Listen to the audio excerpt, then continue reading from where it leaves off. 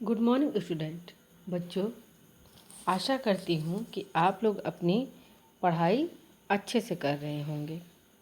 आज हम हिंदी व्याकरण में पाठ 1 और पाठ 2 की पुनरावृत्ति करेंगे। तो सबसे पहले हम पाठ 1 देखते हैं। पाठ 1 है भाषा और व्याकरण। आप लोगों ने यह पाठ पहले पढ़ा होगा, जिसमें बताया गया है कि भाषा किसे कहते हैं और व्याकरण क्या होता है। तो सबसे पहले देखते हैं, बोलकर या लिखकर विचारों के आदान प्रदान का माध्यम भाषा है। फिर भाषा के प्रकार बताए गए हैं कि भाषा के 2 रूप होते हैं, मौखिक भाषा और लिखित भाषा। मौखिक भाषा जिस माध्यम से हम अपने विचार बोलकर प्रकट करते हैं और सुनकर समझते हैं, उसे मौखिक भाषा कहते हैं। जैसे किसी से बात करना, फ़ोन पर बात करना, कविता सुनना या कविता सुनाना, ये सब मौखिक भाषा के उदाहरण हैं। उसके बाद है बच्चों लिखित भाषा। लिखित भाषा किसे कहते हैं? जिस माध्यम से हम अपने विचार लिखकर प्रकट करते हैं और पढ़कर समझते हैं, उसे लिखित भाषा कहते हैं। जैसे पत्र लिखना, कविता कहानी लिखना या मोबाइल में संदेश लिखना, ये आपके लिखित भाषा के अंतर्गत आते हैं। उसके बाद है राज्य और राज्य की भाषाएं, कि कौन से राज्य में कौन सी भाषाएं बोली जाती हैं। जैसे पंजाब में पंजाबी, महाराष्ट्र में मराठी भाषा, पश्चिमी बंगाल में बांग्ला भाषा, मिजोरम में मिजो, असम में असमिया, गुजरात में गुजराती भाषा, कश्मीर में कश्मीरी भाषा और केरल में मलयालम भाषा बोली जाती है। उसके बाद बच्चों इस पाठ में ये भी बताया गया है कि भारत के संविधान की 8वीं अनुसूची में 22 भाषाओं को सम्मिलित किया गया है। ये भाषाएं आपकी हैं असमिया, उड़िया, उर्दू, कन्नड़, कश्मीरी, कोंकणी, गुजराती, डोंगरी, तमिल, तेलुगु, नेपाली, पंजाबी, बांग्ला, बोडो, मलयालम, मणिपुरी, मराठी, मैथिली, संस्कृत, संथाली, सिंधी और हिंदी को। तो ये जितनी 22 भाषाएं हैं, भारतीय संविधान ने उन्हें अपनी भाषाओं में सम्मिलित किया है। उसके बाद है बच्चों कि हिंदी को राजभाषा का दर्जा कब दिया गया था। तो 14 सितंबर 1949 को संविधान में हिंदी को राजभाषा के रूप में स्वीकार किया गया था। इसलिए हर 14 सितंबर को हिंदी दिवस मनाया जाता है। उसके बाद है बच्चों लिपि किसे कहते हैं। लिपि हर भाषा को लिखने का एक निश्चित तरीका होता है, जिसे उस भाषा की लिपि कहते हैं। अर्थात हम जो भी भाषा लिखते हैं वो किस तरीके से लिखते हैं, वही लिपि कहलाती है। उसका ढंग ही जो होता है लिपि कहलाता है। अब है भाषा है और उनकी लिपियाँ भी दी गई हैं। जैसे उर्दू की फारसी, कन्नड़ की कन्नड़, पंजाबी का गुरुमुखी, संस्कृत की लिपि देवनागरी, कोंकणी की देवनागरी, फ्रेंच की लिपि रोमन, जर्मन की भी लिपि रोमन, तमिल की तमिल, नेपाली की देवनागरी, मराठी की देवनागरी। तो यहाँ पर बच्चों भाषा और लिपि दी गई है, जिनको आप अच्छे तरीके से पढ़ेंगे। उसके बाद है बच्चों व्याकरण, कि व्याकरण किसे कहते हैं।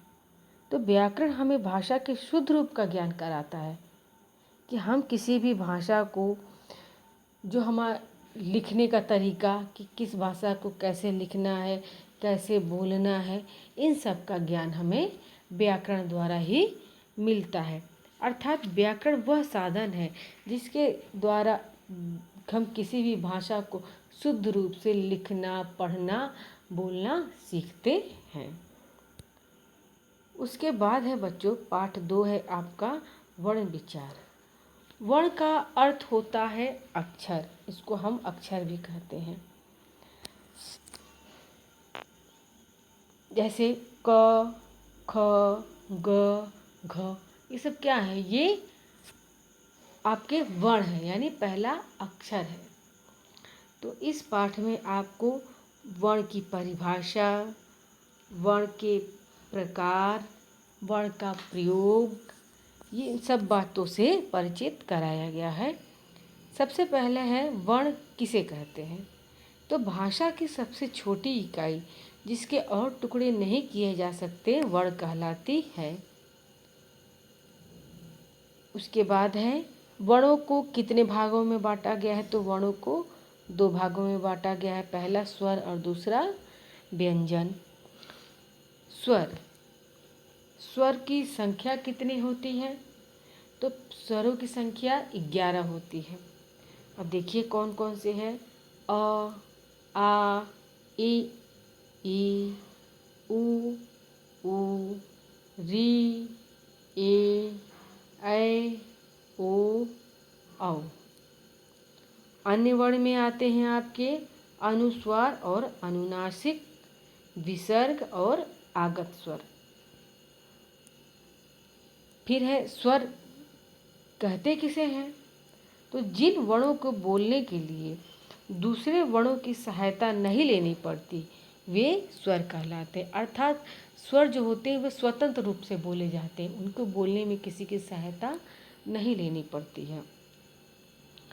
फिर है बच्चों कि किस वर्ण को बोलने में कम समय लगता है और किसको ज़्यादा। तो अ, ई, उ और री स्वर को बोलने में कम समय लगता है, अर्थात इनके उच्चारण में कम समय लगता है, तो इन्हें हम हरस्व स्वर भी कहते हैं। और जिन वर्णों के उच्चारण में ज़्यादा समय लगता है उसे दीर्घ स्वर कहा जाता है। तो दीर्घ स्वर देखिए कौन कौन से हैं यहाँ पर। आ, ई, उ, ए, ओ और औ। इन स्वरों को बोलने में ज़्यादा समय लगता है, इसलिए इन्हें दीर्घ स्वर कहा जाता है। इसके बाद है बच्चों व्यंजन किसे कहते हैं। तो जिन वर्णों को बोलने के लिए स्वर की सहायता लेनी पड़ती है वे व्यंजन कहलाते हैं। अर्थात जो व्यंजन होते हैं वे स्वतंत्र नहीं होते, उनका उच्चारण जब भी किया जाता है तो स्वर की सहायता से। तो देखिए व्यंजन कौन कौन से हैं। क, ख, ग, घ, अंग, च, छ, ज, झ, य, ट, ठ, ड, ढ, ढ़, त, थ, द, ध, न, प, फ, ब, भ, म, य, र, ल, व, श, स और ह।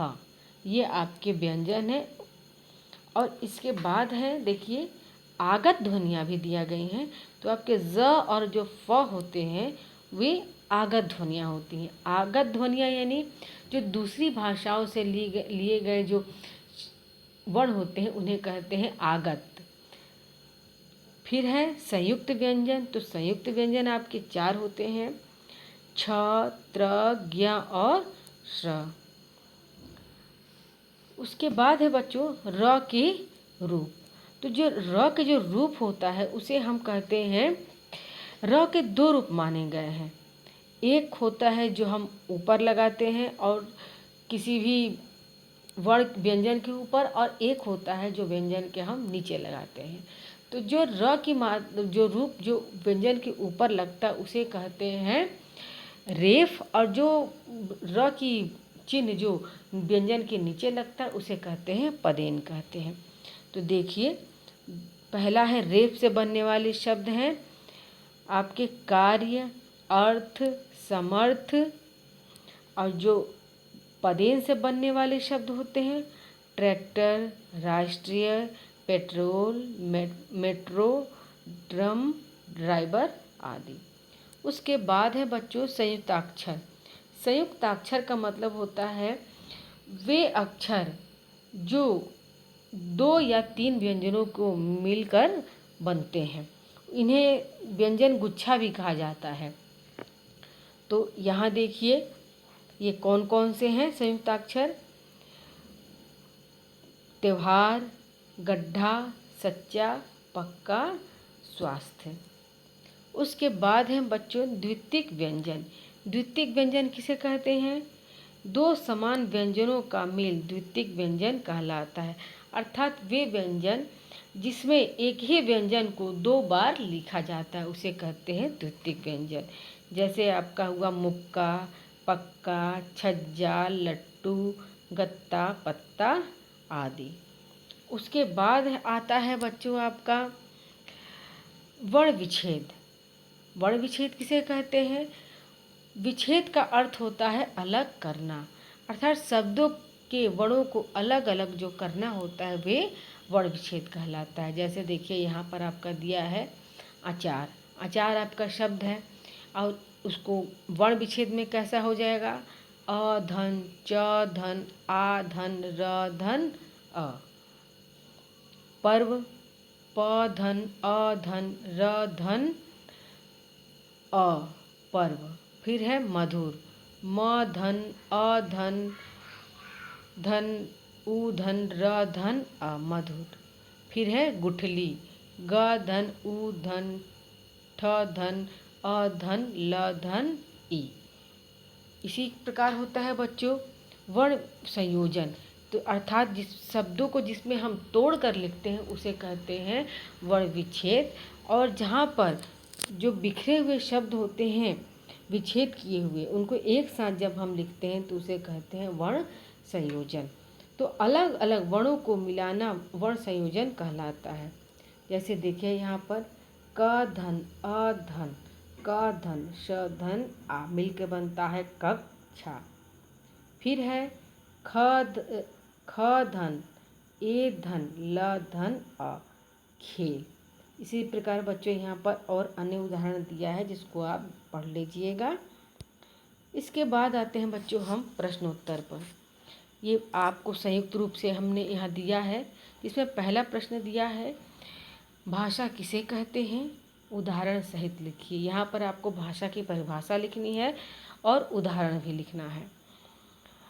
ख स्वर किसे कहते हैं? इनकी संख्या कितनी होती है? यहाँ बस संख्याएं लिखेंगे कि कितनी होती हैं। ग द्वित्विक व्यंजन किसे कहते हैं? उदाहरण सहित लिखिए। घ हिंदी को राजभाषा के रूप में कब स्वीकार किया गया? फिर है प्रश्न नंबर 2, अनुस्वार और अनुनासिक ध्वनि वाले 4 शब्द लिखिए। आपको यहाँ पर लिखने हैं। उसके बाद आते हैं प्रश्न नंबर 3, भाषा के सामने उनकी लिपि लिखिए।